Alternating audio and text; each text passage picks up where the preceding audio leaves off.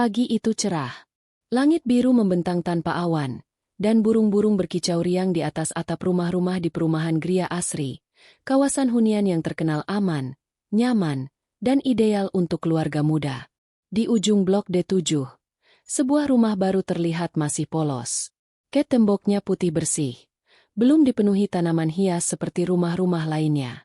Di sanalah tinggal sepasang suami istri muda, Andi, 35, dan Nadia, 31, bersama anak sematawayang mereka, Rasha, 6. Mereka baru pindah 2 minggu yang lalu, setelah membeli rumah itu dari pemilik lama yang katanya mendadak pindah tanpa alasan jelas. Tapi bagi Andi dan Nadia, tempat ini adalah awal baru setelah hidup bertahun-tahun di kontrakan sempit. Rumahnya memang agak sepi ya kalau malam, kata Nadia sambil menutup jendela di sore hari. Iya, tapi enak juga, nggak bising kayak dulu, jawab Andi sambil memasang rak buku di ruang tamu. Malam pertama mereka terlewati biasa saja. Namun ada satu hal yang membuat Nadia tidak tenang, suara rintihan lirih yang terdengar samar saat tengah malam, dari arah luar jendela kamar. Nadia mengira itu hanya suara angin, atau mungkin kucing liar. Tapi saat ia bangun dan menengok keluar, tak ada apa-apa. Hanya pohon jambu tua di halaman depan yang bergoyang pelan diterpa angin malam. Pagi harinya, Nadia mencoba bergaul dengan tetangga. Ia bertemu dengan Bu Sari, 45, ibu rumah tangga yang tinggal 2 rumah dari mereka. Bu Sari ramah, tapi ketika Nadia menanyakan rumah yang mereka tinggali, senyuman Bu Sari mendadak hilang. Rumah itu sudah lama kosong. Dulu ada yang tinggal, tapi yang gak lama, jawab Bu Sari pelan. Kenapa memangnya, Bu? Ah, nggak apa-apa. Mungkin cuma nggak betah saja, jawab Bu Sari tergesa lalu masuk ke rumahnya. Nadia sempat terdiam. Hatinya mulai tidak tenang, terlebih ketika malam kedua kembali hadir dan suara rintihan itu terdengar lagi. Tapi kali ini lebih jelas dan lebih dekat. Malam itu, tepat jam 1.12 dini hari, suara rintihan berubah menjadi tangisan perempuan. Andi yang sedang tidur mendadak terbangun dan mendengar suara ketukan di pintu depan, pelan, tapi terus-menerus. Tok, tok, tok. Andi menatap ke arah pintu. Nadia, kamu dengar suara itu? Bisiknya. Nadia yang juga terbangun memeluk Rasha dengan wajah pucat. Dan di luar, tidak ada seorang pun yang berani membuka pintu. Ketukan itu masih terdengar. Tok, tok, tok. Pelan. Teratur. Menggema dalam sunyi malam. Andi berdiri perlahan dari tempat tidur. Ia melangkah hati-hati menuju ruang tamu. Di belakangnya, Nadia masih memeluk Rasha yang mulai menggigil ketakutan. Jangan buka pintunya, Mas. Bisik Nadia panik. Andi mengangguk. Ia hanya berdiri di depan pintu, menempelkan telinganya. Tak ada suara lain. Hanya ketukan, dan sesekali seperti terdengar helai rambut diseret di atas lantai. Andi menyalakan lampu teras dari dalam. Tapi ketika ia mengintip dari celah gorden, kosong. Tidak ada siapa-siapa. Pintu itu tetap tertutup sampai fajar menyingsing. Keesokan harinya, suasana kembali seperti biasa. Tapi Andi dan Nadia masih memikirkan kejadian malam itu. Di warung dekat taman perumahan, Andi mencoba mengobrol dengan warga setempat. Di sana ada Pak Warto, satpam kompleks, dan beberapa tetangga lainnya. Pak Warto, semalam ada yang ketuk pintu rumah saya jam 1-an. Satpam jaga malam, kan? Pak Warto yang sedang menyeduh kopi mendadak terdiam. Rumah Bapak yang di blok D7, ya? Iya. Pak Warto menatap Andi tajam lalu berkata pelan. Kalau ada yang ketuk tengah malam, Pak, mending jangan dibuka. Andi merinding. Kenapa, Pak? Pak Warto tak langsung menjawab. Tapi Bu Jum, warga lama yang ikut duduk, menyahut. Dulu pernah ada juga yang dengar suara begitu. Waktu ada kejadian itu. Andi menoleh, penasaran. Kejadian apa, Bu? Tapi Bu Jum buru-buru berdiri. Sudah, Mas. Nggak usah tanya-tanya soal itu. Kadang, makin kita tahu, makin kita dibikin takut sendiri. Malam ketiga. Rasha rewel terus menjelang tidur. Ia menunjuk ke arah pojok kamar sambil berkata, Ibu, Itu siapa di situ? Nadia langsung menoleh. Tidak ada apa-apa. Tapi Rasha terus menunjuk sambil menangis. Aku nggak mau, Bu. Aku nggak mau digendong sama dia. Nadia langsung memeluk Rasha erat. Hatinya mulai penuh kecemasan. Ada yang tidak beres. Tengah malam, kembali terdengar suara ketukan di pintu. Tapi kali ini, ada sesuatu yang berbeda. Ketukan datang dari dalam dapur. Andi, yang terjaga karena suara tangis lirih dari Rasha, mencoba mencari sumber suara, dan ketika ia melewati dapur, terdengar jelas. Tok, tok, tok. Tepat di lemari dapur kayu yang sudah lama tidak dibuka.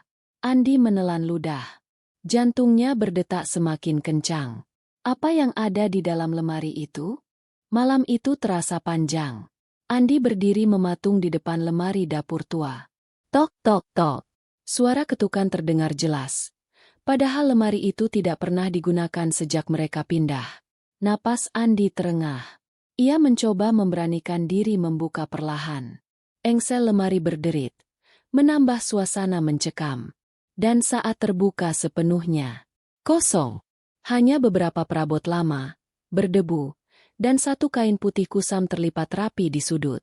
Tapi yang membuat Andi merinding bukan isi lemarinya, melainkan bau melati bercampur anyir darah yang tiba-tiba menyergap begitu pintu terbuka. Andi langsung menutup kembali lemari itu dan mundur perlahan. Di lantai belakang, ia sempat melihat bekas jejak kaki basah, seolah ada yang melangkah keluar dari dapur menuju pintu belakang rumah. Tapi jejak itu tidak seperti kaki manusia dewasa. Jari-jarinya lebih panjang. Pagi harinya, Nadia tampak pucat. Ia bercerita kalau Rasha semalaman mengigau menyebut. Dia minta aku ikut. Bu, dia minta aku ikut main di pohon belakang. Andi mulai gelisah. Tak bisa tinggal diam. Ia kembali mendatangi Bu Sari, tetangga yang sebelumnya terlihat menyembunyikan sesuatu. Bu, tolong, kalau memang ada sesuatu yang kami harus tahu, katakanlah. Kami merasa rumah itu tidak biasa. Bu Sari terdiam lama. Lalu akhirnya berkata pelan. Sebenarnya, rumah itu sudah 2 kali ganti penghuni dalam 5 tahun terakhir. Tapi semua pergi diam-diam. Kenapa? Tanya Andi cepat. Karena, setiap malam Jumat Kliwon, selalu ada suara ketukan. Awalnya di pintu, lalu ke jendela, terus ke lemari. Dan biasanya, 1 minggu setelah ketukan pertama, 1 orang akan hilang. Andi pulang dengan wajah panik. Ia memeriksa kalender, dan merasa dadanya seperti dihantam palu. Malam pertama suara ketukan itu, tepat malam Jumat Kliwon.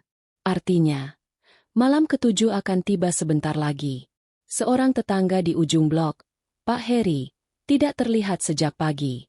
Istrinya bingung, karena semalam suaminya keluar rumah setelah mendengar suara ketukan di pintu. Dan sejak itu, tidak pernah kembali.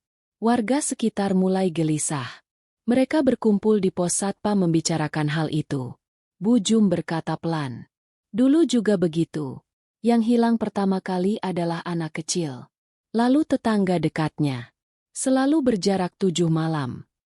Malam tiba lagi. Angin berdesir pelan di sekitar pohon jambu tua depan rumah Andi. Dan tepat pukul 1 dini hari. Tok, tok, tok. Tapi kali ini, ketukan terdengar dari arah jendela kamar Rasha. Nadia terbangun, dan melihat dari celah gorden seorang wanita berambut panjang terurai. Gaunnya putih berlumur tanah, berdiri dia menghadap ke dalam kamar. Matanya hitam legam tanpa bola mata. Nadia menjerit tertahan. Dari celah tirai jendela kamar, ia jelas melihat sosok wanita itu, berdiri membelakangi cahaya, dengan rambut panjang menutupi wajah, dan gaun putih robek-robek seperti bekas digali dari tanah. Wajahnya tidak terlihat, tapi auranya begitu dingin, membuat Nadia tak sanggup bernapas. Ia segera memeluk Rasha erat, menutupkan selimut ke kepala putranya. Mas Andi, bisiknya panik. Andi yang terbangun dari kamar sebelah langsung berlari masuk. Ada apa? Dia, di jendela. Dia melihat ke sini. Tadi dia. Andi langsung menarik tirai jendela. Kosong. Tidak ada siapa-siapa.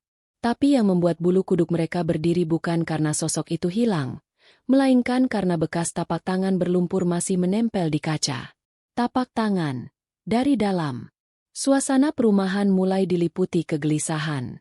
Pak Heri belum juga kembali. Polisi datang ke rumahnya, tetapi tidak menemukan tanda-tanda perlawanan. Bahkan CCTV perumahan tidak merekam apapun yang aneh, seolah Pak Heri menghilang begitu saja. Warga mulai bisik-bisik. Apa dia jadi tumbal? Atau dia buka pintu pas ada yang ketuk malam-malam? Dulu juga ada yang begitu. Di rumah Andi, suasana makin tegang. Rasha mendadak demam tinggi, mengigau menyebut nama yang tidak dikenal. Naya. Naya ngajak aku main. Dia bilang mau kasih boneka. Jangan ajak aku ke pohon itu. Jangan. Nadia panik. Andi mencoba mencari akal. Mereka memutuskan memanggil Bu Retno, seorang ibu tua yang dikenal punya penglihatan lain, meski orang-orang menyebutnya dukun. Saat masuk ke dalam rumah, Bu Retno langsung diam. Ia berdiri lama di depan lemari dapur, lalu menunjuk ke arah kamar Rasha. Ada yang numpang di sini. Andi dan Nadia saling pandang. Apa maksudnya, Bu? Bu Retno mendesah. Yang kalian lihat, yang mengetuk, bukan cuma gangguan. Dia mencari tumbal. Dan rumah ini pernah dipakai sebagai tempat terakhir sebelum pengorbanan dilakukan. Nadia terisak. Anak saya, Bu. Bu Retno menoleh dengan tatapan tajam. Kalau kalian tidak segera bertindak, anakmu bisa jadi sasaran berikutnya. Malam menjelang. Rumah makin mencekam. Dan ketika pukul 1 dini hari lewat beberapa menit. Tok, tok, tok. Terdengar lagi. Kali ini bukan di depan rumah. Bukan di jendela. Tapi di dalam kamar mandi. Andi memberanikan diri membuka pintu kamar mandi perlahan. Dan di balik cermin, ada wajah wanita pucat menempel dari dalam kaca. Tersenyum menyeringai. Andi tidak bisa tidur. Wajah pucat dan senyuman menyeramkan di balik cermin kamar mandi itu terus terbayang dalam kepalanya.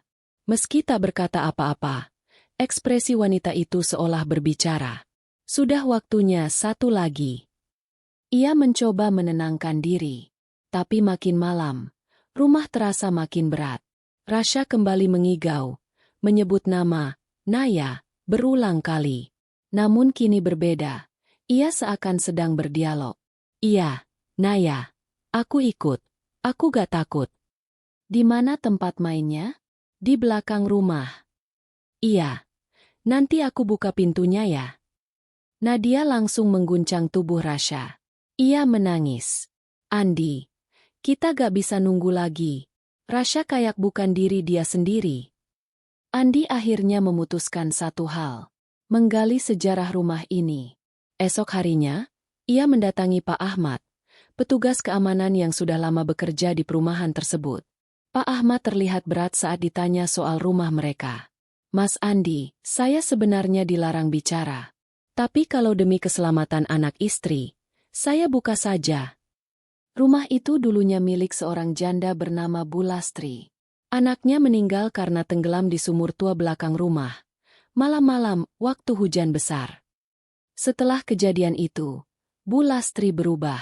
Dia sering mengurung diri, melakukan ritual-ritual aneh, dan terdengar berbicara sendiri tengah malam. Andi terdiam. Sampai akhirnya, Bu Lastri juga meninggal. Katanya gantung diri. Tapi sebelum itu, dia sempat bilang, aku akan ambil anak-anakmu, satu persatu, sampai anakku tenang. Malam harinya, Andi membuka-buka lemari tua di dapur yang sebelumnya diketuk. Saat menarik laci terbawah, ia menemukan sesuatu yang tersembunyi. Sebuah kunci kecil berkarat, dan secarik kertas lusuh. Tulisan di kertas itu, kunci ruang belakang. Jangan buka. Jangan biarkan dia keluar. Dan di baliknya tertulis satu kalimat dengan tinta merah yang sudah pudar. Tumbal pertama gagal. Yang kedua harus murni. Jantung Andi berdegup kencang. Ruang belakang? Bukankah itu gudang kosong yang selalu dikunci sejak awal mereka pindah? Dengan tangan gemetar, Ia mencoba kunci tua itu pada gembok ruang belakang. Klik. Terbuka.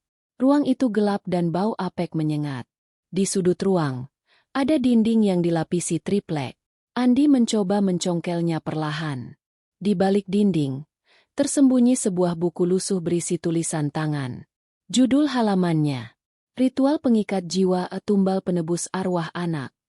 Saat Andi membaca buku tersebut, lembar demi lembar, tiba-tiba angin berembus kencang dari belakang. Buku terhempas, dan seluruh halaman terbuka secara acak. Dan di salah satu halaman, tertulis jelas, malam ketujuh, roh akan menuntut yang terdekat dengan darah muda. Lalu terdengar suara pelan, serak dan menyayat. Aku sudah dekat. Hari itu hujan turun tanpa henti, menciptakan suasana yang makin menyesakkan. Langit gelap sejak sore, dan suasana rumah semakin mencekam sejak penemuan buku ritual di balik dinding gudang. Andi membaca ulang halaman-halaman penting buku tersebut. Satu paragraf menggetarkan hatinya. 7 malam roh akan mendekat. Ia akan mencoba menyamar, mengetuk pintu, merasuk melalui mimpi, dan berbicara lewat anak kecil. Pada malam keempat, ia akan menguji ketakutan, dan siapapun yang membukakan pintu, jiwanya akan terikat dalam kegelapan. Andi langsung menyalakan semua lampu rumah. Ia menutup tirai rapat-rapat, dan menegaskan pada Nadia, apapun yang terjadi malam ini, jangan ada yang buka pintu. Meskipun ada yang mengetuk. Meskipun kita dengar suara siapapun. Bahkan kalau itu suara aku. Pukul 23.58. Rasha tertidur pulas. Tapi wajahnya pucat dan tubuhnya kadang bergetar sendiri. Suaranya lirih. Jangan bawa aku, Ibu. Nadia berusaha memeluknya erat, berdoa dalam hati. Andi duduk di ruang tamu sambil menggenggam tasbih dan buku ritual itu. Tiba-tiba, tok, tok, tok, suara itu datang. Tapi bukan dari pintu depan. Dari pintu belakang. Tok, tok, tok. Kali ini lebih keras. Disusul suara perempuan lirih yang merintih. Mas, bukain pintunya. Dingin. Aku gak bisa masuk kalau Mas gak bukain. Nadia pucat. Ia mengenal suara itu. Itu suaranya sendiri. Tapi, nadanya datar. Tanpa emosi. Andi berdiri dengan pelan, mendekat ke arah sumber suara. Ia tidak membuka pintu, hanya berdiri di dekatnya dengan tangan mengepal. Kau bukan istri saya. Pergi. Kau menghalangi. Aku hanya ingin anak itu. Tiba-tiba suara teriakan terdengar dari kamar. Nadia berlari. Rasha duduk dengan mata terbuka lebar. Ibu, dia sudah di dalam. Dia lewat dari bawah tempat tidur. Andi dan Nadia saling pandang. Saat mereka hendak bergerak ke kamar, semua lampu di rumah mati total. Gelap gulita. Tinggi. Dan terdengar suara perempuan menangis. Kalian sudah membuka jalan. Pagi harinya. Semua barang di rumah berantakan. Pintu belakang terbuka sedikit, padahal tadi malam dikunci. Dan di depan pintu, terdapat bekas jejak kaki perempuan, basah dan berlumpur, mengarah masuk ke dalam rumah. Tapi anehnya, tidak ada jejak keluar. Andi menatap lantai. Jelas baginya, sesuatu sudah berhasil masuk. Pagi itu, rumah Andi dan Nadia sunyi meskipun sudah terang. Tapi kesunyiannya terasa berat, seperti ada sesuatu yang bersembunyi di setiap sudut. Andi memeriksa ulang buku ritual, mencoba mencari cara untuk menghentikan teror yang semakin nyata. Ia menemukan simbol-simbol aneh di bagian akhir buku, dengan judul, Tanda-tanda Pengikat Jiwa. Bila roh sudah menempel pada satu sosok, maka akan muncul 3 pertanda, bayangan, darah, dan suara tanpa sumber. Andi langsung teringat. Bayangan perempuan semalam di kamar Rasha. Luka memar seperti cakar di tangan Rasha saat bangun pagi tadi. Dan suara tangisan di dapur yang tak ada siapapun di sana. Semua pertanda itu sudah muncul. Sementara itu, Nadia mengalami hal yang lebih mengerikan. Saat sedang mencuci piring, air keran berubah menjadi merah pekat. Ia terkejut dan mundur. Tapi hanya sekejap. Saat Andi datang memeriksa, Air itu sudah kembali normal. Aku gak gila, Mas. Tadi airnya merah, seperti darah. Andi tak meragukan istrinya. Ia hanya bisa menggenggam tangan Nadia. Kita harus keluar dari sini. Namun, begitu Andi membuka pintu depan, di ambang pintu berdiri sosok tetangga mereka, Bu Rini. Wajahnya pucat, rambutnya kusut, dan di pelukannya ada boneka kecil yang tampak terbakar separuhnya. Kalian juga ya? Kalian juga dengar suara anak kecil menangis. Rumah saya. Sejak 2 malam lalu, setiap jam 2 dini hari, saya dengar suara itu. Minta tolong dari dalam tembok. Dan anak saya, dia tiba-tiba mimisan dan ngomong sendiri malam-malam. Andi dan Nadia saling pandang. Apa yang mereka alami ternyata bukan hanya terjadi di rumah mereka. Bu, kita harus lapor ke ketua RT. Mungkin kita bisa kumpulkan warga. Sudah. Saya sudah bicara ke Pak RT. Tapi dia malah marah. Katanya saya mengada-ada, nyebarin hoaks. Padahal istrinya sendiri sekarang tidur sambil teriak-teriak nyebut, Lastri, Lastri. Setiap malam. Nama itu membuat Andi terdiam. Lastri. Nama yang disebut dalam buku. Nama ibu dari anak yang dulu meninggal tenggelam. Yang diduga jadi arwah penasaran itu. Malam kelima. Andi menyiapkan kamera ponsel dan menyalakan perekam suara. Ia ingin membuktikan bahwa mereka tak gila. Tepat pukul 01.58. Sesuatu terjadi. Rekaman menangkap suara dari kamar Rasha. Meskipun pintunya tertutup rapat dan Rasha sedang tidur. Ayo main. Aku udah tunggu lama. Jangan takut. Aku juga anak kecil kok. Main petak umpet yuk. Tapi kamu yang jaga dulu ya. 1, 2, 3. Tiba-tiba, suara itu berubah jadi tawa serak yang sangat tidak seperti suara anak-anak. Dan lampu kamar Rasha mati sendiri. Andi tak bisa tidur semalam. Rekaman suara misterius dari kamar Rasha terus diputar ulang di pikirannya. Suara itu bukan hanya nyata, tapi terstruktur. Seperti sedang mencoba berkomunikasi. Tawa serak, suara anak kecil, hingga dentingan logam yang tak jelas sumbernya. Semuanya tercatat dengan jelas. Pagi-pagi sekali, Andi pergi ke rumah Bu Rini lagi. Tapi kondisi rumahnya sudah jauh berbeda. Tirai jendela tertutup rapat. Pintu depan terkunci. Ia memanggil-manggil dari luar. Tak lama, terdengar suara pelan dari dalam. Sudah terlambat. Pak Andi, saya sudah dengar semuanya. Suara itu datang lewat mimpi anak saya. Katanya kalau kami tidak serahkan satu, maka akan diambil paksa. Andi terkejut. Apa maksudnya? Serahkan satu? Namun, suara dari dalam rumah tak menjawab lagi. Hening, sini. Pagi itu, Andi akhirnya memutuskan pergi ke rumah Pak RT. Rumah besar, rapi, tetapi suasananya aneh dan kosong. Istri Pak RT ternyata sedang terbaring di kamar dalam kondisi setengah sadar. Mulutnya terus komat-kamit. Maaf ya, Lastri, aku gak mau, mereka maksa. Jangan tarik aku. Pak RT, yang awalnya menyangkal segala teror itu, kini tampak lemas dan ketakutan. Ia lalu buka suara. Ada yang memang gak boleh dibongkar. Perumahan ini dulunya tanah sengketa, milik keluarga Lastri. Dia punya anak yang tenggelam di kolam belakang sini. Tapi warga lain rebut tanahnya buat dibangun blok baru. Lastri hilang. Gak ada yang tahu kemana. Tapi katanya, dia bersumpah. Aku bakal ambil satu persatu orang yang tinggal di atas tanahku. Tiap beberapa tahun sekali, pasti ada yang mati aneh. Tapi kali ini, kejadian itu makin cepat. Makin brutal. Nadia memandikan Rasha yang terlihat murung dan bicara sendiri. Saat menyisir rambut anaknya, Nadia melihat bekas goresan memanjang di tengkuk Rasha, seperti kuku panjang yang menancap. Padahal semalam anak itu hanya tidur di kamar sendiri. Rasha lalu berkata pelan, "Ibu, tadi malam Kak Lastri bilang aku harus ikut main di rumahnya.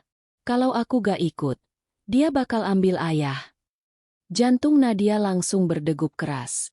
"Rasha, jangan dengarkan siapapun yang datang lewat mimpi. Ya sayang, itu bukan teman. Tapi dia bilang kita semua bohong, katanya. Kalian yang nyakitin dia dulu. Di tumpukan buku dan arsip lama di gudang belakang, terselip potongan koran usang yang menguning. Berita lama yang nyaris robek seluruhnya, namun masih bisa dibaca. Ibu muda Lastri dan anaknya hilang misterius setelah menolak penggusuran. Diduga korban kekerasan warga. Pihak berwajib tidak menindaklanjuti. Wajah Lastri ada di koran itu. Senyumnya lebar, tapi tatapan matanya terasa tajam. Menusuk. Nadia buru-buru merobek foto itu dan membakarnya. Tapi saat api menyala, terdengar suara bisikan. Kenapa dibakar? Itu satu-satunya wajahku yang masih ada di dunia ini. Dan foto itu tak habis terbakar. Suasana perumahan makin mencekam. Malam keempat sejak suara-suara aneh terdengar menjadi malam yang paling sepi. Warga mulai mengunci diri sejak maghrib. Tak ada yang berani keluar. Namun malam itu, sebuah jeritan mengguncang seluruh Blok A.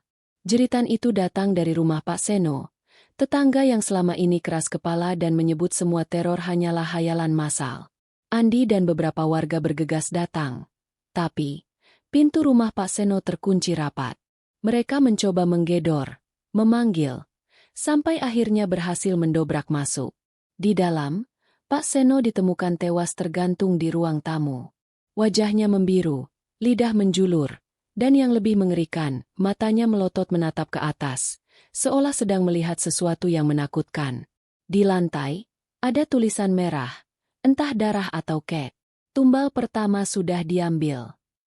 Rasha mulai sering demam tinggi setiap malam. Dan setiap kali suhu tubuhnya naik, bayangan hitam muncul di pojok kamar. Tak bisa dilihat langsung, tapi terekam jelas dalam kamera CCTV bayi yang masih aktif. Andi putus asa. Ia mencari bantuan ke tokoh agama, bahkan ke seorang ustaz yang dikenal bisa menolong kasus-kasus spiritual. Ustaz itu hanya memejamkan mata sebentar, lalu berkata, "Rumah ini berdiri di atas tanah penuh dendam. Perempuan itu tidak ingin diganggu, tapi dendamnya bukan hanya pada kalian. Dia ingin semua yang tinggal di atas tanah itu membayar. Dan kalian adalah target selanjutnya. Anakmu sudah ditandai. Jika tidak diselamatkan, dia akan dibawa sebagai pengganti anaknya yang hilang dulu." Nadia menangis. Ia tak tahu harus percaya atau tidak, tapi semua kejadian semakin nyata. Malam kelima, Nadia mendengar suara perempuan menyanyikan lagu Nina Bobo dari arah dapur. Padahal, tidak ada siapa-siapa. Ketika ia menyusul ke sana, lampu tiba-tiba padam. Cahaya lilin satu-satunya menyala redup, dan di antara cahaya itu, tampak sosok perempuan berambut panjang berdiri diam. Mukanya rusak sebelah, pakaiannya lusuh, dan matanya, hanya satu yang tersisa. "Anakku tidak pernah tidur nyenyak. Kenapa kalian bisa?" katanya lirih. Nadia langsung menjerit dan pingsan. Sementara itu, Pak RT datang ke rumah Andi dengan wajah panik. Ia bercerita bahwa salah satu warga lainnya, Ibu Lilis, juga menghilang malam itu. Rumahnya kosong, semua pintu terkunci dari dalam. Namun, di cermin ruang tengah rumahnya tertulis kabur. Tumbal berikutnya sudah diambil. Pagi itu, suasana perumahan masih diselimuti kecemasan dan ketakutan. Warga yang semula bersikap skeptis kini mulai menyadari bahwa teror yang menghantui bukan isapan jempol. Andi bersama Nadia mencoba mengumpulkan beberapa arsip lama yang mereka temukan di gudang belakang rumah, berharap bisa mengungkap fakta lebih dalam. Nadia menunjukkan potongan koran yang hampir terbakar itu kepada Pak RT. Pak RT menarik napas panjang. Ini cerita lama yang sengaja ditutupi. Lastri adalah wanita muda yang tinggal di sini lebih dari 2 dekade lalu. Dia ibu dari seorang anak kecil yang tenggelam di kolam belakang rumahnya, saat mereka masih berusaha mempertahankan tanah ini dari penggusuran. Dia sudah berjuang mati-matian, tapi warga sekitar marah dan takut. Mereka memaksanya pindah. Lastri hilang tanpa kabar. Anaknya hilang juga. Katanya, dia mati tenggelam. Tapi banyak yang bilang sebenarnya ada yang membunuh mereka berdua. Kenapa baru sekarang semuanya muncul? Apakah ada sesuatu yang memicu kemunculan arwah itu? Pak RT menggeleng. Kemungkinan besar karena rumah-rumah di sini mulai direnovasi, pondasi baru dibangun. Tanah yang dulu jadi saksi bisu itu diganggu. Lastri dan anaknya tidak bisa tenang. Malamnya, Andi dan Nadia mengajak Ustaz untuk melakukan doa bersama di rumah. Ustaz membawa beberapa benda spiritual, seperti air suci, ayat Al-Quran, dan dupa. Namun saat doa mulai, suhu ruangan tiba-tiba turun drastis. Lampu berkedip-kedip. Suara tawa anak kecil terdengar bergema. Tiba-tiba, sosok perempuan berambut panjang muncul di sudut ruangan. "Kembalikan anakku, kembalikan tanahku." Suaranya bergema penuh dendam. Ustaz mengangkat tangan dan membaca doa dengan lantang. Tapi sosok itu tak lari. Bahkan, bayangan itu mendekat dan menyentuh dada Rasha. Anak kecil itu tiba-tiba menjerit kesakitan. "Ini bukan hanya soal dendam, tapi mereka ingin tumbal yang lebih banyak," kata Ustaz serius. "Kalau tidak segera diselesaikan, ini akan terus berlanjut sampai rumah ini kosong. Besok, kita harus mencari tahu siapa yang dulu mengkhianati Lastri dan anaknya. Mungkin itu kunci mengakhiri teror ini." Malam itu, Andi dan Nadia tidak bisa tidur. Kepala mereka penuh dengan pertanyaan tentang siapa yang mengkhianati Lastri dan anaknya bertahun-tahun lalu. Jika tahu siapa pelakunya, mungkin mereka bisa mengakhiri teror ini. Pagi hari, Andi memutuskan untuk menemui seorang sesepuh kampung bernama Pak Jaya. Pak Jaya sudah berumur 70-an, dikenal sebagai orang yang paling tahu seluk-beluk sejarah perumahan itu. Saat ditanya tentang masa lalu Lastri, Pak Jaya terdiam cukup lama. Wajahnya berubah muram. Dulu, ketika tanah ini hendak digusur untuk proyek besar, Lastri berusaha melawan. Tapi bukan hanya warga yang takut, dia juga dikhianati oleh orang yang paling dia percayai. Katanya dengan suara pelan. Suaminya sendiri, Pak Hadi, ikut menjual tanah itu secara diam-diam. Dia ingin pindah dengan tenang tanpa gangguan, meninggalkan Lastri dan anaknya. Pak Jaya melanjutkan. Konflik memuncak saat Lastri ketahuan mengetahui pengkhianatan itu. Malam sebelum tragedi, dia sempat bertengkar hebat dengan suaminya. Tapi besoknya, anaknya yang kecil itu hilang di kolam, dan Lastri juga, lenyap. Banyak yang menduga suaminya itu yang bertanggung jawab, tapi tak pernah terbukti. Semua jenazah tak pernah ditemukan. Andi terdiam, mendengar kisah yang memilukan itu. Dia sadar betapa dalamnya luka yang menyelimuti rumah itu. Rasa bersalah, pengkhianatan, dan kemarahan yang tak terobati selama puluhan tahun kini menjadi energi gelap yang membalut perumahan mereka. Malamnya, Andi dan Nadia berkumpul bersama beberapa warga untuk membahas rencana. Mereka sepakat untuk mencari dokumen lama di kantor kelurahan yang mungkin bisa mengungkap fakta lebih terang. Nadia merasa ada sesuatu yang aneh dengan sikap Pak Hadi, suami Lastri dulu, yang selama ini menghilang dari pemberitaan. Saat Andi menelusuri arsip kelurahan, dia menemukan dokumen lama berupa surat perjanjian tanah dan beberapa catatan pengaduan dari warga. Dalam dokumen itu, jelas tertulis bahwa ada pembayaran besar dari seorang pria bernama Hadi kepada pihak pengembang tanah.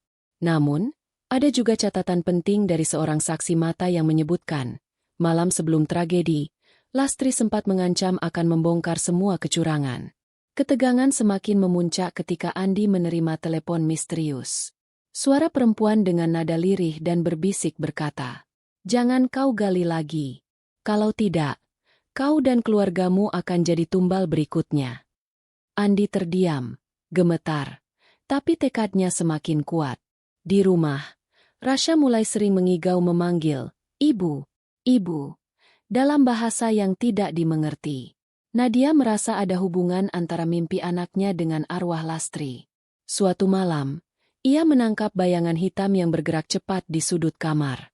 Malam itu, suasana di rumah Andi berubah menjadi mencekam. Surat ancaman berwarna merah yang menempel di pintu masih menimbulkan ketakutan yang dalam. Tapi Andi tak mau mundur. Sekitar pukul 23, listrik tiba-tiba padam. Gelap pekat menyelimuti rumah dan perumahan sekitar. Hanya sisa-sisa cahaya bulan yang temaram menyelinap lewat jendela. Nadia berusaha menenangkan Rasha yang mulai menangis terseduh-seduh. Andi mengeluarkan senter dari laci dan mencoba menghubungi tetangga melalui ponselnya. Namun, semua sinyal hilang. Tiba-tiba terdengar suara ketukan keras dari pintu depan. Ketukan itu bukan ketukan biasa, melainkan seperti pukulan yang kasar dan penuh kemarahan. Andi menahan napas dan berbisik kepada Nadia. "Jangan buka pintu. Aku akan lihat dulu." Dengan hati-hati, Andi mengintip lewat lubang pengintip. Yang dilihatnya adalah sosok wanita berambut panjang dan wajah pucat yang menyeramkan. Kuntilanak. Sosok itu menatap langsung ke arah lubang pintu, lalu menghilang dalam sekejap. Ketukan kembali menggema. Kali ini lebih keras dan diiringi suara jeritan anak kecil yang minta tolong. Andi panik, namun mencoba menguatkan diri. Ini pasti Lastri dan anaknya. Mereka ingin sesuatu. Tapi apa? Lalu, suara langkah kaki berat terdengar di luar rumah, berkeliling dari depan ke belakang. Andi bergegas mengecek jendela belakang.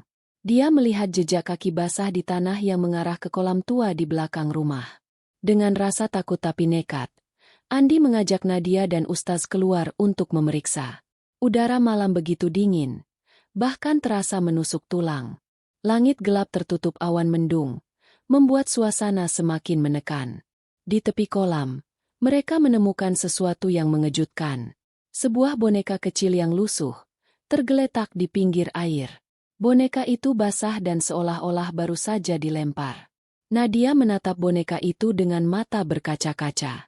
"Itu boneka milik anak Lastri. Aku yakin." Tiba-tiba dari balik semak muncul bayangan hitam yang bergerak cepat. Semua terkejut dan berusaha menghindar. Andi menyambar kayu besar, tapi bayangan itu sudah lenyap sebelum dia bisa mengenai. Ustaz mulai membaca ayat suci dengan suara lantang, mencoba menenangkan suasana. Namun suara tawa perempuan kecil tiba-tiba terdengar, mengejek dan menyebalkan. "Kalian tidak akan pernah tahu yang sebenarnya, sampai tumbal terakhir datang." Setelah insiden itu, Andi sadar satu hal. Teror kuntilanak ini bukan hanya soal dendam atau balas dendam biasa.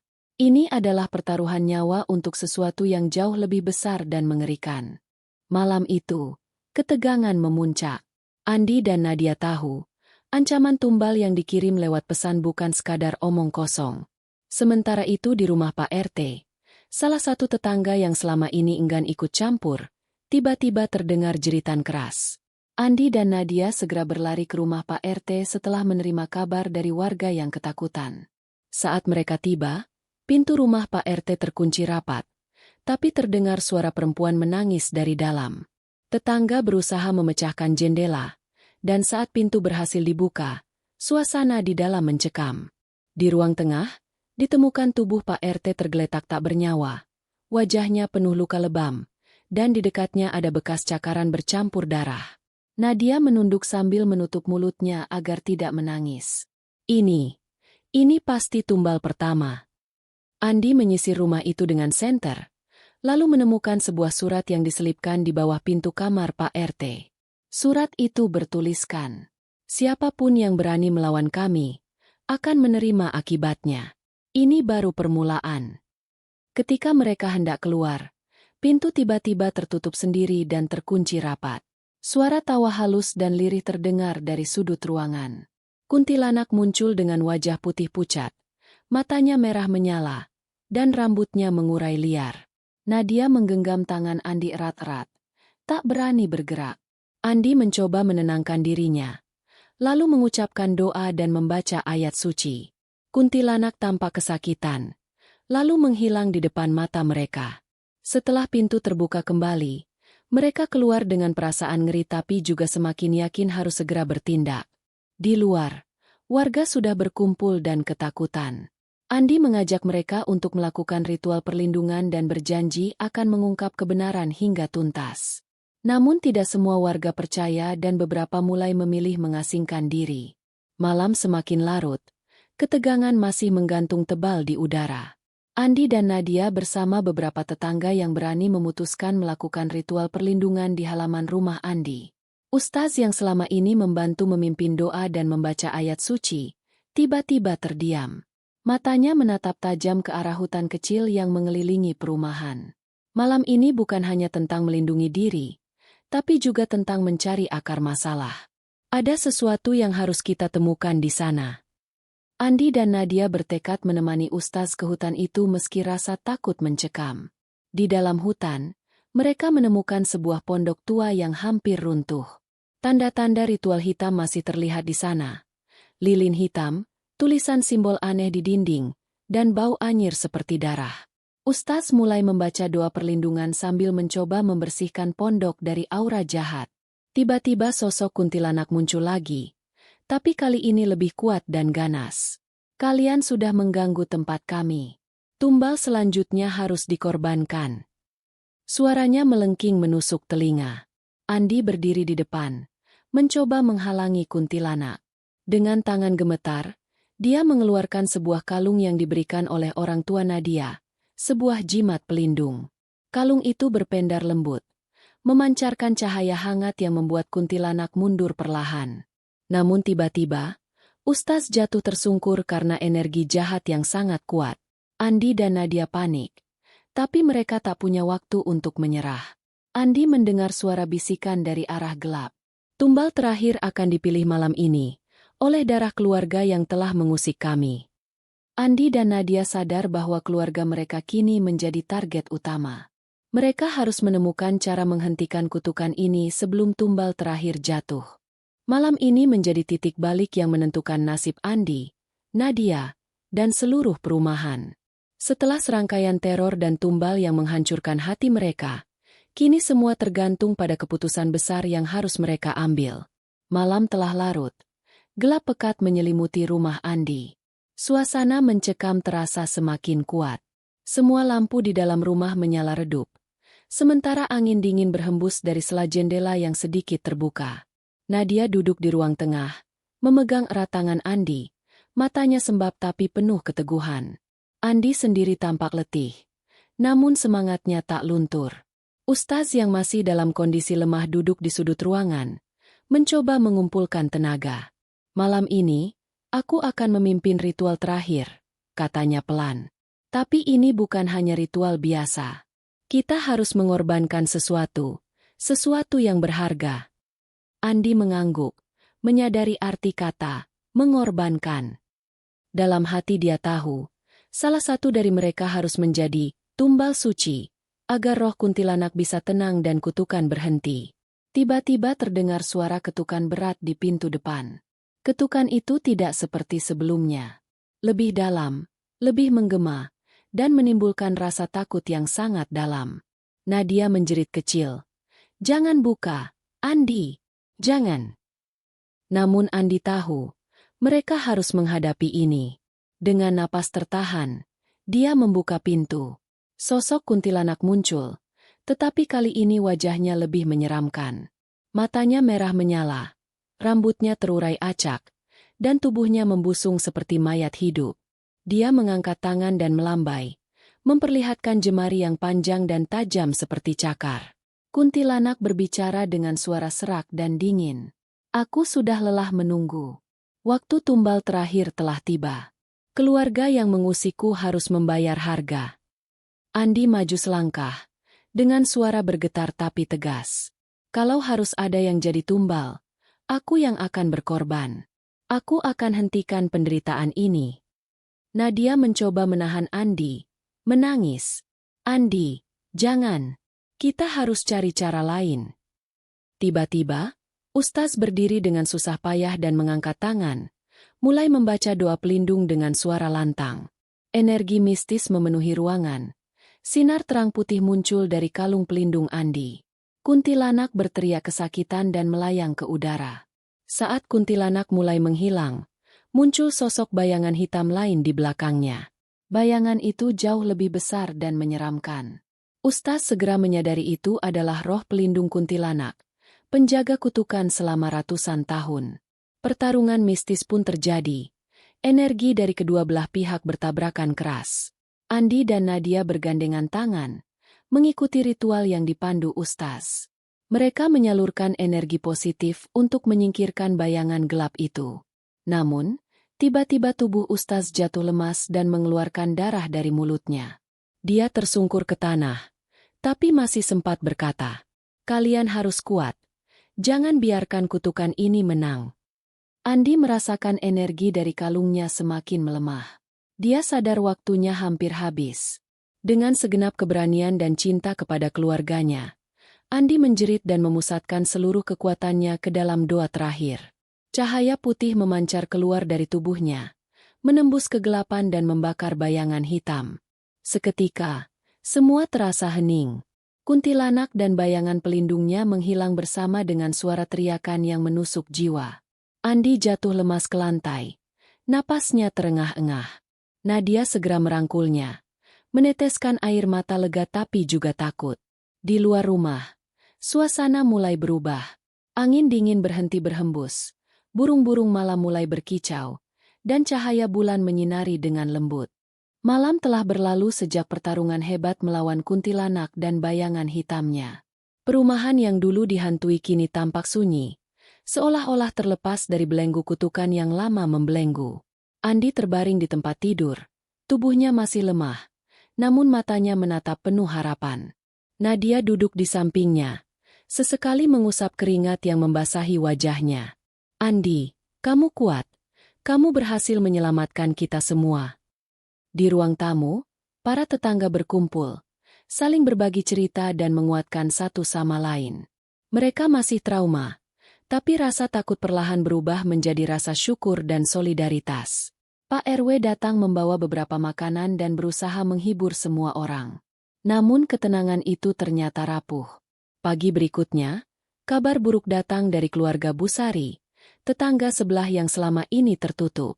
Anak sulung mereka ditemukan tidak sadarkan diri dengan tanda-tanda luka aneh di tubuhnya. Andi dan Nadia segera menuju rumah Busari. Di sana, Busari menangis histeris sambil memegang tangan anaknya yang lemah. "Apa ini artinya kutukan belum benar-benar hilang?" tanya Nadia dengan suara bergetar. Andi merasakan ada sesuatu yang belum selesai. Meski kuntilanak sudah hilang, energi jahat masih tersisa dan terus mencari celah.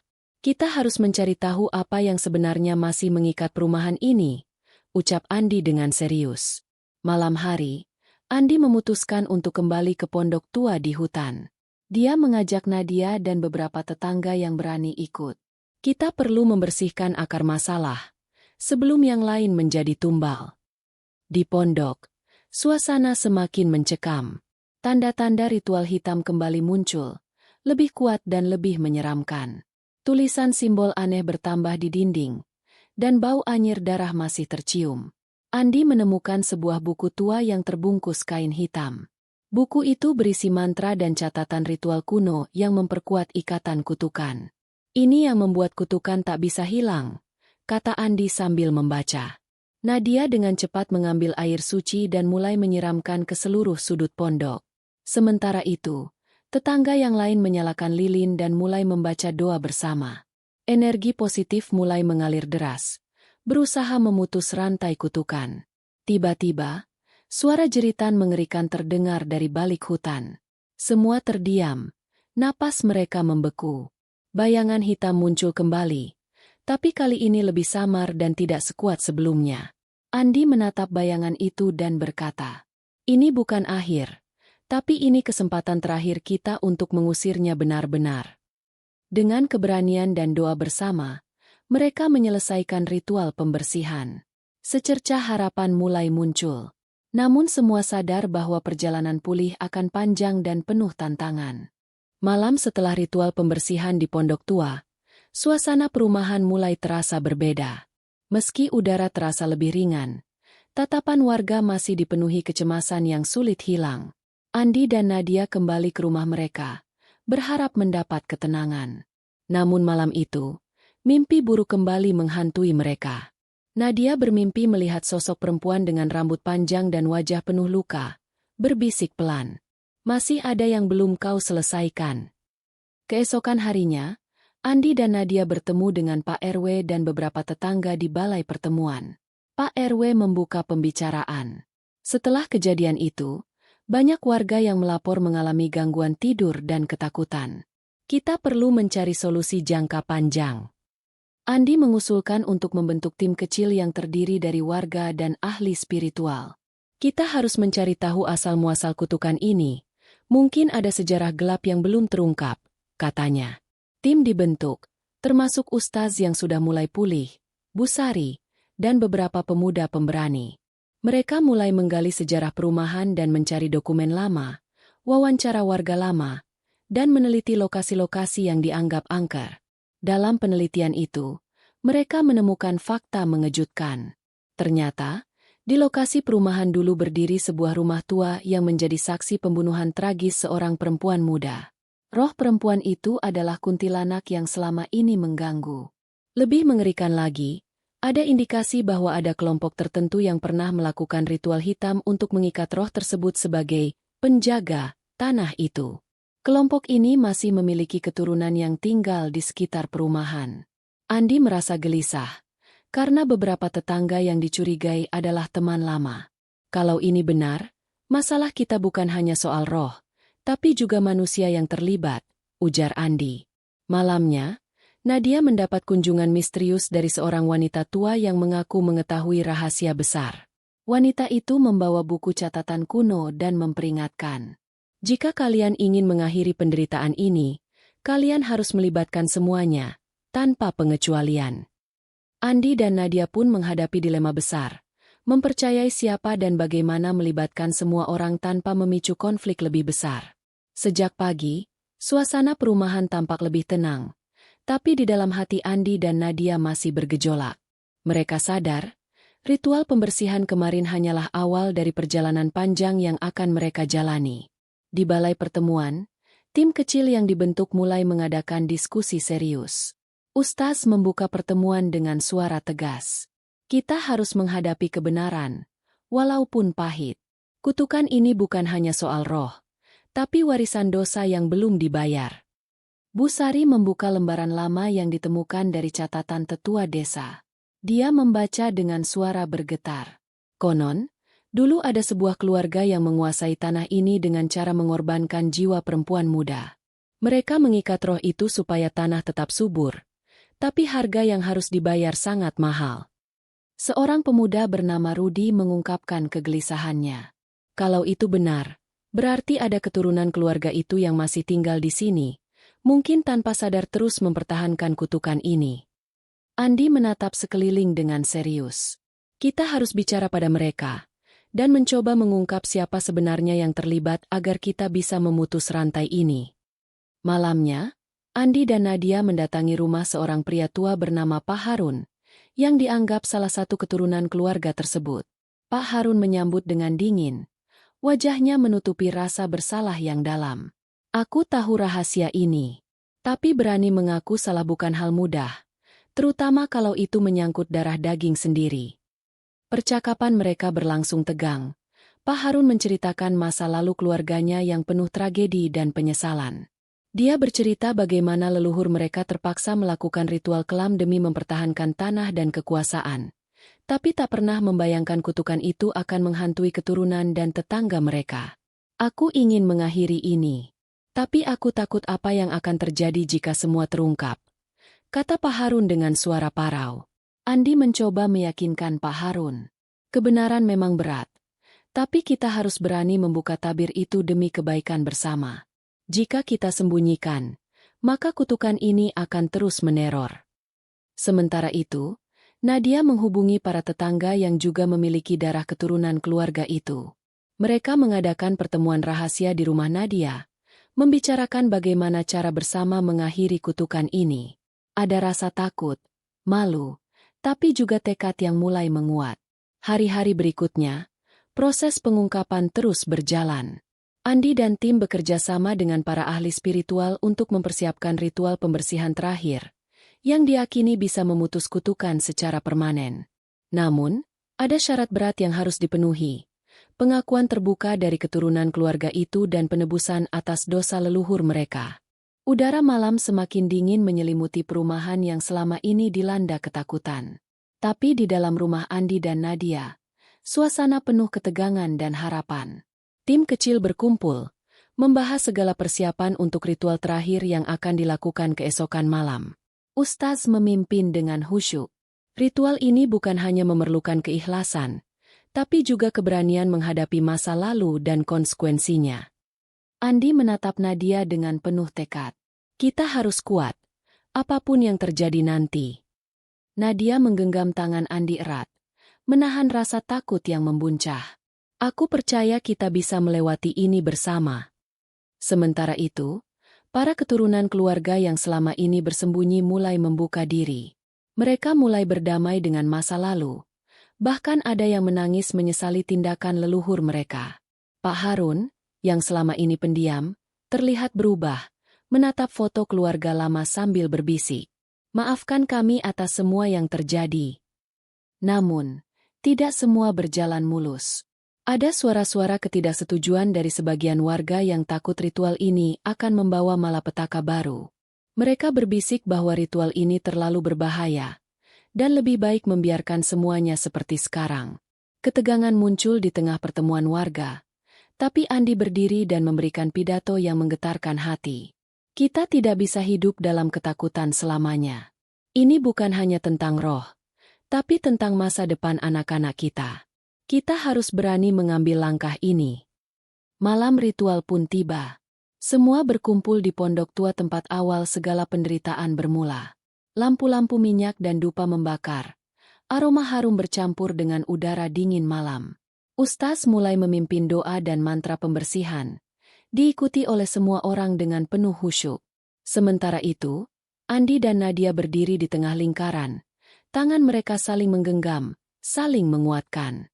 Tiba-tiba, angin kencang berhembus, suara bisikan mengisi udara, dan bayangan hitam muncul di sekitar pondok. Semua merasa hawa mistis makin nyata, tapi mereka tetap berpegang pada keyakinan.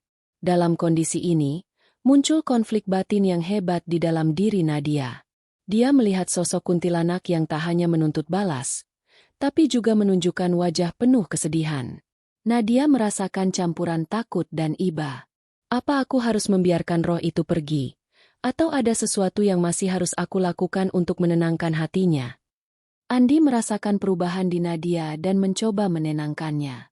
Kita harus percaya pada kekuatan doa dan niat baik kita. Ritual berlangsung dengan penuh emosi. Suara tangisan dan bisikan doa memenuhi malam. Lampu minyak mulai redup, dan bayangan hitam perlahan memudar, menyisakan udara yang lebih ringan dan hangat. Ketika ritual selesai, keheningan menyelimuti. Semua menunggu tanda-tanda bahwa kutukan telah benar-benar berakhir. Pak Harun menundukkan kepala, tersenyum lemah. Ini awal baru untuk kita semua. Sejak pagi hari setelah ritual terakhir, suasana di perumahan mulai berubah perlahan. Udara terasa lebih ringan, dan matahari seolah menyinari dengan hangat berbeda dari sebelumnya. Andi berjalan menyusuri jalanan kampung, melihat tetangga-tetangga yang mulai keluar rumah dengan wajah lega. Beberapa dari mereka tersenyum dan saling menyapa, sesuatu yang hampir tidak pernah terjadi selama minggu-minggu terakhir penuh ketakutan. Nadia di rumah, memeriksa keadaan sekeliling, merasakan ketenangan yang belum pernah ia rasakan sebelumnya. Namun, di balik ketenangan itu, Nadia tahu bahwa luka batin masih ada, terutama bagi mereka yang kehilangan karena teror kuntilanak. Di pertemuan warga, Pak Harun dan keturunan keluarga yang dulu terlibat berkumpul membahas masa depan. Pak Harun berkata dengan suara tegas tapi penuh harap. Ini adalah saat kita memperbaiki kesalahan masa lalu, membangun kembali kepercayaan dan menjaga warisan yang lebih baik. Andi dan Nadia mulai terlibat dalam berbagai kegiatan sosial di kampung. Mereka membantu memperbaiki rumah yang rusak, menghibur keluarga korban, dan mengadakan doa bersama setiap malam untuk menenangkan jiwa-jiwa yang masih tersisa. Namun, tidak semua orang langsung percaya bahwa semuanya benar-benar berakhir. Beberapa tetangga masih merasa waspada. Was-was akan terulangnya teror jika ada yang lengah. Mereka sering berkumpul dan berdiskusi, memastikan bahwa tidak ada lagi tanda-tanda gangguan. Suatu malam, saat Andi dan Nadia sedang beristirahat, Nadia tiba-tiba merasakan getaran aneh di hatinya. Ia teringat sosok kuntilanak yang dulu sering muncul, dan sebuah pesan yang tak terucap terasa sangat kuat dalam benaknya. Mungkin masih ada yang harus kita lakukan, sebuah janji yang belum terpenuhi. Andi dan Nadia pun mulai menyelidiki kembali cerita lama, berharap menemukan hal yang mungkin terlupakan saat ritual. Mereka mendatangi tetua desa dan menggali lebih dalam sejarah kelam kampung itu, berusaha menutup semua pintu yang masih terbuka. Episode berakhir dengan suasana yang tenang namun penuh misteri, seolah masih ada sesuatu yang tersembunyi di balik damainya kampung. Ketenangan hari ini adalah kemenangan kecil, tapi kita harus selalu waspada dan menjaga agar kegelapan tidak kembali lagi. Udara pagi di perumahan sudah mulai terasa normal. Anak-anak bermain di halaman, dan tetangga mulai berkumpul bercengkrama seperti dulu. Andi dan Nadia semakin giat mengorganisasi kegiatan bersama warga. Mereka mengadakan pengajian rutin dan doa bersama setiap malam, membangun ikatan dan rasa saling percaya yang dulu hampir hilang.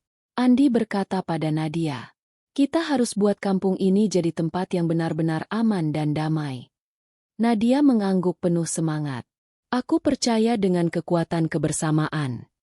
Namun, beberapa malam terakhir, ada kejadian aneh yang mulai muncul. Lampu jalan sering mati mendadak, dan suara-suara samar terdengar di ujung gang kecil, meski sudah tak separah dulu. Beberapa warga mulai waspada, meski tidak seketakutan sebelumnya. Pak Harun dan Ustaz memutuskan untuk mengadakan ronda malam bersama warga. Mereka berkeliling memastikan keamanan dan memberikan rasa tenang. Pak Harun berkata, "Ini bukan hanya soal fisik, tapi juga menjaga hati dan pikiran kita dari ketakutan." Pada suatu malam ronda, Andi melihat bayangan samar melintas di dekat rumah kosong yang dulu menjadi pusat teror. Dia segera memberitahu Nadia dan Ustaz. Ustaz memimpin doa dan menyarankan agar rumah itu dijaga dan dibersihkan ulang secara spiritual. Warga pun bergotong royong membersihkan rumah tua itu, mengadakan doa khusus. Mereka berharap bisa menutup sisa pintu-pintu gaib yang masih terbuka. Sementara itu, Nadia masih sering merasa ada sesuatu yang belum selesai dalam dirinya. Ia bermimpi tentang sosok kuntilanak yang menunjukkan ekspresi penuh kesedihan, seolah meminta bantuan terakhir. Nadia mulai mempertanyakan apakah benar semua sudah berakhir. Andi mencoba meyakinkan Nadia agar tidak terlalu larut dalam perasaan itu. "Kita sudah lakukan yang terbaik. Kadang ketenangan butuh waktu." Malam kembali tiba di perumahan. Suasana yang dulu mencekam kini berubah menjadi hening penuh waspada. Warga mulai berkumpul di balai desa, mengadakan diskusi terbuka mengenai kejadian aneh yang masih kadang muncul. Pak Harun membuka pertemuan. "Kita sudah melewati masa tersulit. Tapi, jangan sampai ketakutan lama kembali menguasai kita." Nadia berbicara dengan suara tenang tapi penuh makna. "Kita harus menghadapi ketakutan ini dengan kepala dingin dan hati terbuka. Jangan biarkan bayangan masa lalu menghantui kita lagi." Andi mengusulkan pembentukan tim keamanan sukarela yang menjaga kampung setiap malam secara bergantian. "Bersama kita kuat. Kita jaga rumah kita dan keluarga kita." Dalam pertemuan itu, beberapa warga mengaku masih mendengar suara-suara aneh dan melihat bayangan samar di malam hari. Mereka merasa seolah ada sesuatu yang belum selesai, sesuatu yang masih menunggu. Pak Harun mengingatkan warga untuk selalu berdoa dan saling menjaga. Dia juga mengajak warga untuk melengkapi ritual kecil setiap bulan sebagai pengingat dan penangkal energi negatif. Suatu malam, Nadia dan Andi bertemu di dekat rumah kosong yang dulu jadi pusat teror. Mereka berdua merasakan ketegangan yang kuat. Namun Nadia berkata, "Ini adalah saat kita harus berani melangkah, menghadapi bayang-bayang itu, bukan lari darinya." Mereka memutuskan untuk memasuki rumah itu bersama, dengan membawa perlengkapan doa dan niat untuk menuntaskan yang belum selesai. Langkah mereka berat tapi penuh tekad, mengetahui bahwa ini mungkin menjadi ujian terakhir. Malam itu, Andi dan Nadia berdiri di depan rumah tua yang selama ini menjadi sumber segala ketakutan. Udara dingin menyergap, tapi tekad mereka membara. Dengan perlahan, mereka melangkah masuk, membawa lentera dan perlengkapan doa. Suara langkah kaki mereka bergema di dalam rumah yang sunyi, terpenuhi bayangan masa lalu yang menakutkan. Tiba-tiba, sosok kuntilanak muncul. Wajahnya bukan lagi menakutkan, tapi penuh kesedihan dan harapan. Nadia menguatkan suara. "Kami di sini bukan untuk menyakiti, tapi untuk mengakhiri penderitaanmu." Andi mulai membacakan doa dengan penuh keyakinan. Diikuti Nadia. Energi positif menyebar memenuhi ruangan, mengusir kegelapan dan ketakutan. Sosok kuntilanak perlahan berubah menjadi cahaya yang hangat, kemudian menghilang dengan damai. Sebuah kelegaan yang luar biasa menyelimuti ruangan dan seluruh perumahan. Keesokan harinya, warga berkumpul kembali dengan wajah cerah dan hati ringan. Pak Harun berkata, "Kita sudah berhasil menutup pintu teror ini. Tapi ingat, kedamaian adalah hasil kerja bersama." Andi dan Nadia berdiri di tengah keramaian, tersenyum bahagia. Ini bukan hanya akhir cerita, tapi awal dari kehidupan baru yang penuh harapan.